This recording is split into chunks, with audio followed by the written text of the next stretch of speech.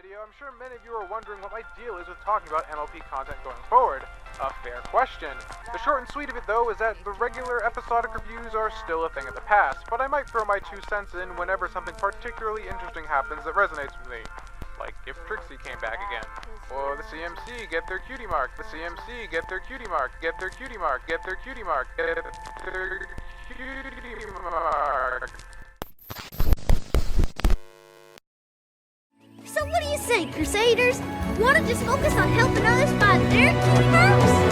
Yeah!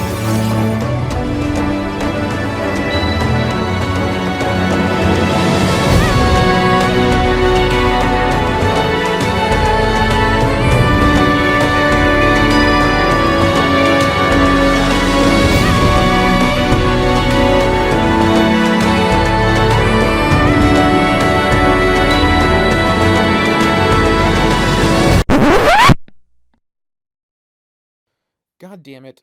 That was supposed to be a joke. Like, a way of saying it wouldn't be happening anytime soon. The list was supposed to be a bunch of things that would never happen.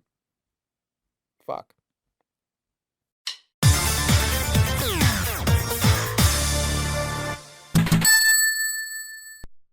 As much as I irrationally like Pip, I was initially worried that this episode was going to be another boring, throwaway, inconsequential plot, with the kiddies facing kitty problems and coming to a kitty resolution, but there was a very specific moment when this episode took a sharp right turn towards the fantastic.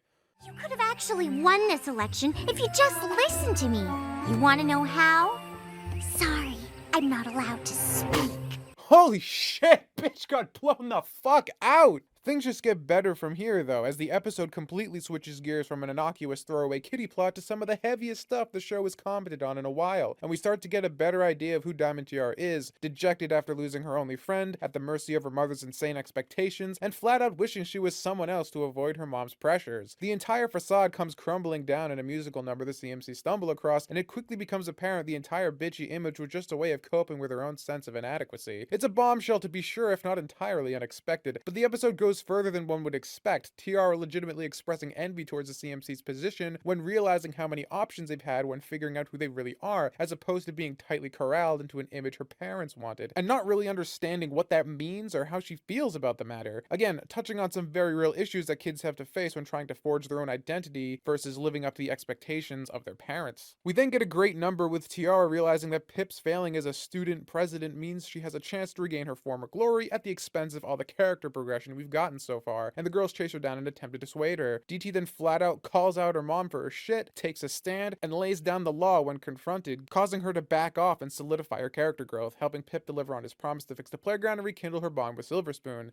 This episode was fucking phenomenal. It was insanely dense with character development and packed to the brim with emotion. There were admittedly some pacing problems as certain aspects flew by, but as soon as I realized it was another musical, I braced myself for it. DT in particular does a really quick 180 and seems to click with the whole selfless act really quickly, but one could argue she's always wanted to be good this whole time. Regardless, in usual MLP fashion, it uses songs and musical angles to quickly deliver exposition and flesh out plot points to deliver a more dense narrative than the show usually aims for in the same 22-minute window. Some of the dialogue was a bit stunted in places, and the fact that Tiara's mom was such a flat, comically evil character was a bit heavy-handed, going so far as to insult children to their faces in the presence of another adult, but these are all minor issues in comparison to where the episode succeeds, humanizing Diamond Tiara through an emotional roller coaster of strong musical numbers and a very real emotional conflict that can easily apply to the target demographic and beyond. This episode is magical mystery cure perfected, taking the same necessity of having to condense down a complicated plot with a musical aspect, but keeping it more down to earth so as to keep the ham-fisted and lol-what moments to a minimum, while still delivering the highest possible feels per minute. Part of me wishes they were able to shave off a bit of the election scene to give DT's moral dilemma more time to simmer, but it's a nitpick when considering the achievements of the whole. This episode was a total delight. It's stuff like this that reminds me why I loved MLP so much in the first place, being able to deliver experiences of this caliber from a source you just wouldn't expect. And of course, we haven't even touched upon the most important aspect of this episode yet. The flanks are no longer blank. I'd assume the most contentious aspect of this episode would be the marks themselves and how they relate to a relatively new dimension of the CMC as opposed to being the telegraph skills that have been hinted at ever since the showstoppers. The fact that this is the episode that gives the trio their marks would have totally taken me by surprise, if I hadn't been spoiled as soon as I woke up from multiple sources, because it plays it straight as a DT redemption episode the bulk of the time, and we've all been waiting for the moment when the CMC get on board with their talents, and this was nothing like that. There are really a couple different ways we can look at this. On the one hand, this is a great play as it reinforces the girls' bond and shows the most important aspect of their lives is each other, which is not only allies to the core message of the show, but also makes sense in retrospect. The CMC have always been together, far more than they've been showing building stuff, singing, or scooting, so this is technically the majority of what their screen time has been devoted to. This is also arguably a mandatory twist, as after dragging their feet on addressing this point for 5 seasons, anything that went in the obvious direction would be as transparent as it was cathartic. Instead, we get a clear subversion of expectations, so it prevents us from being bored. That said, it does feel like it robs the trio of a bit of their individuality. While always shown together, some of the CMC's best moments have been when their unique personality has been spotlighted. These characters are complementary, but not identical. They've been shown forever to have different skill sets, aspirations, and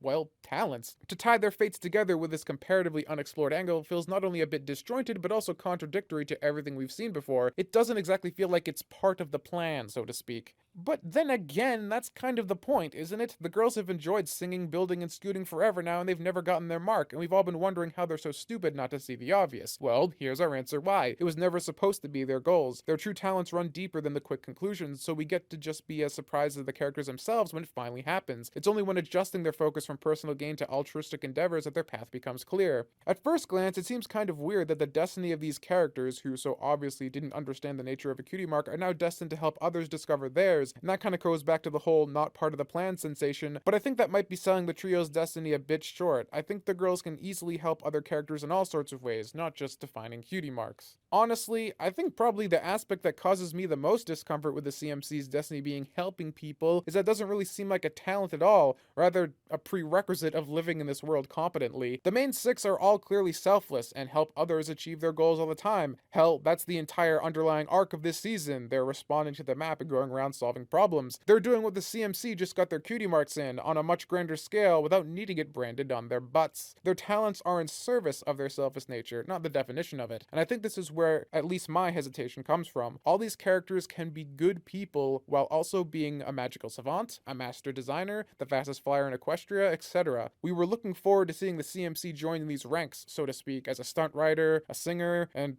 whatever the hell Apple Bloom would have done. The carpenter? Instead, their destinies in themselves are just something that is an accessory to the defining greatness of our main cast. I don't know. I'm a bit conflicted on how I feel about the logistics of how this went down. In the end, though, despite having a set of related marks, there's still differentiation in them, and they're still individuals. As the girls themselves said, this is the beginning of something new. How it's handled going forward will largely determine for me how I feel about the choice being made here. What really isn't conflicting at all is the strongest aspect of this entire episode, the emotion it conveys. Before I go, I just want to give a shout out to all my patrons over on Patreon. You know, making content like this on top of all the other stupid stuff I try and get done takes a lot of effort, and the fact that these guys are willing to actually throw me a few bucks for what I create here is just really humbling. And without them, I wouldn't and couldn't keep this channel going, so thanks you guys for doing that. Also, I gotta give a shout out to my editor, Twisted Prism, for taking care of the visuals here. That lets me focus on the writing, which is really where I shine. So if you see any of these folks in the comments, give them some love, would ya? I'd appreciate it. If you want to be on this list too and get access to a bunch of extra stuff, including an archive of a bunch of my unreleased projects, check the link in the description to hop over to my Patreon page. Anything you guys can do to help me out means more than you know. Thanks. And that's all I got for this video. Give it a thumbs up if you thought it was good, or give it a thumbs down if you thought it friggin' sucked. The CMC getting their cutie marks was a long time coming, and I'm sure we all kind of developed our own best case scenario on how this would play out. What did you think of the real deal compared to what you're expecting? Did it stack up? Let me know in the comments below. I'll be joining in the discussion. Until next time, I'm Tommy Oliver. Stay curious.